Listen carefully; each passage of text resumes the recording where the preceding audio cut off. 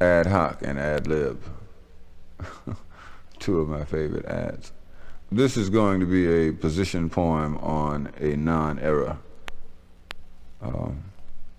Most questions concerning change and concerning demonstrations of dissent in this country have been identified by the 60s. People always say, well, what do you think about the 60s? I personally think that the 60s are over, that the 60s were an integral part of what is happening now and were a link between what is happening now and what was happening prior to that, that every era had gradual and constant change, and that there were always people who were out there making sure things were moving, and that the attempt has been to make this a non-era, to make people feel as though there's nothing they can do, nothing they can accomplish, and therefore quit doing everything.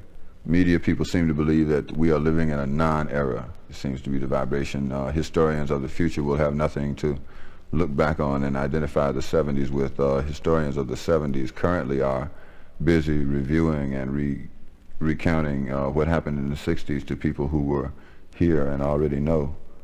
People who were previously identified as shufflers and were at other times lost in a given shuffle will be glad to find that the political deck has been restacked and that there is a new deal, not a new deal like FDR's New Deal, but a new deal concerning people who will in the future look back on this as a non-era and say that nothing happened in the 70s. We have a position paper on that. This is the analysis. I have believed in my convictions and have been convicted for my beliefs, conned by the Constitution and harassed by the police. I have been billed for the Bill of Rights and treated like I was wrong. I have become a special amendment for what included me all along, like all men are created equal. Well, no amendment needed there. I have contributed in every field, including cotton, from Sunset Strip to Washington Square. And back during the nonviolent era, well, hell, I was the only nonviolent one. As a matter of fact, there was no nonviolence because too many rednecks had guns. There seemed to have been this pattern that a lot of folks failed to pick up on.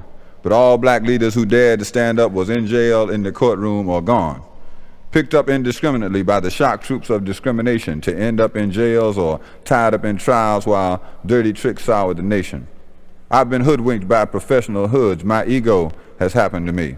It'll be all right, just keep things cool and take the people off the street. We'll settle all this at the conference table. You just leave everything to me, which gets me back to my convictions and being convicted for my beliefs. Because I believe these smiles in three-piece suits with gracious, liberal demeanor took our movement off of the streets and took us to the cleaners. In other words, we let up the pressure, and that was all part of their plan, and every day we allow it to slip through our fingers is playing right into their hands. The New Deal.